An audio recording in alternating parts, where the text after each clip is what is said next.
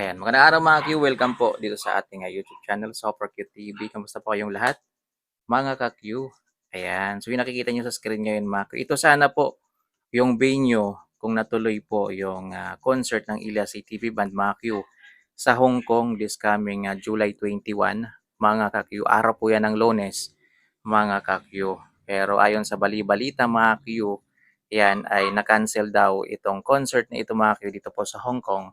Ayan, sa Central Hong Kong, mga ka-Q, July 21. Araw ng Lunes sana yan mga Q. Dito sana tutugtog. Diyan mismo mga Q. Yan, diyan mismo sana tutugtog ang Ilyas JTV Band, mga ka-Q. Yan, at sobrang daming excited na po sana mga Q ng mga Pinoy sa Hong Kong mga Q. Yan, sa parating na concert ng Ilyas JTV Band. So, hindi ko alam mga Q kung ano yung nangyari.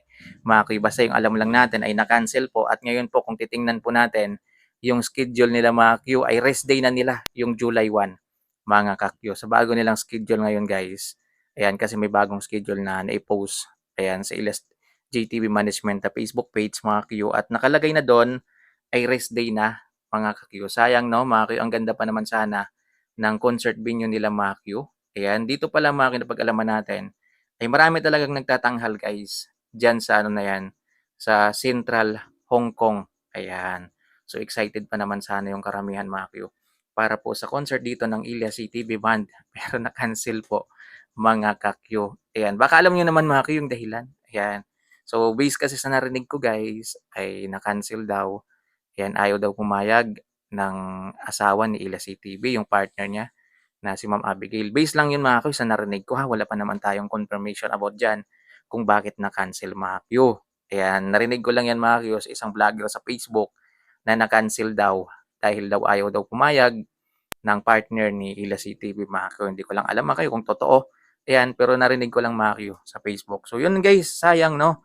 Yan, ako guys, excited pa naman sana ako mga kayo. Makita natin kung gaano karami yung crowd.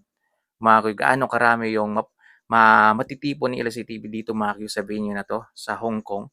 Mga kayo, kasi pagkaalam ko mga kayo, maraming Pinoy sa Hong Kong mga kayo. Kaya nga doon nila pinili mga kakyo na umunang mag-concert, umunang mag-perform mga kayo kasi alam nila na maraming susuporta sa kanilang mga Pinoy doon mga kayo.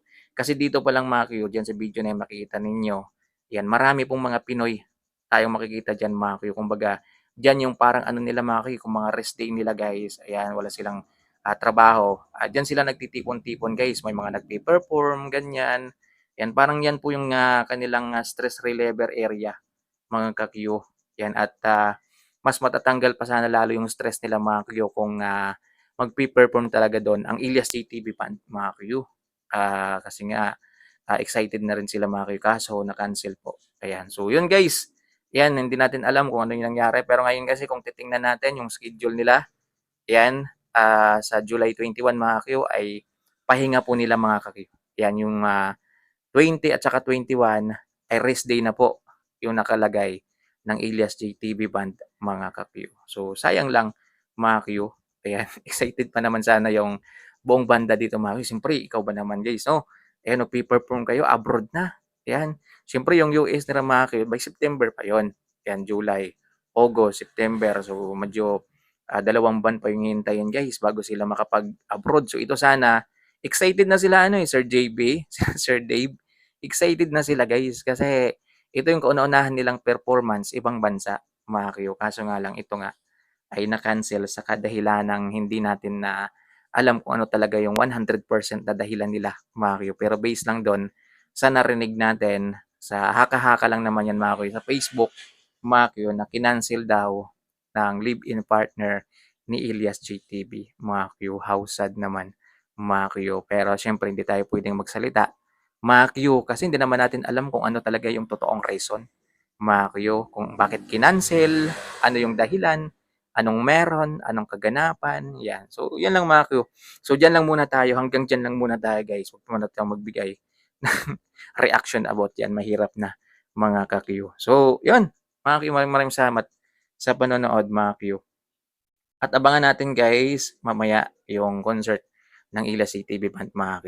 Ayan, sa South Bay Gensa naman po sila mga ka-Q. So mamaya mag-update po ako sa inyo guys, huwag kayong mag-alala. So ipapakita ko sa inyo yung venue kung saan po sila magko-concert mamaya ang Ila City Band. Maraming salamat mga Q. Ingat po kayo guys.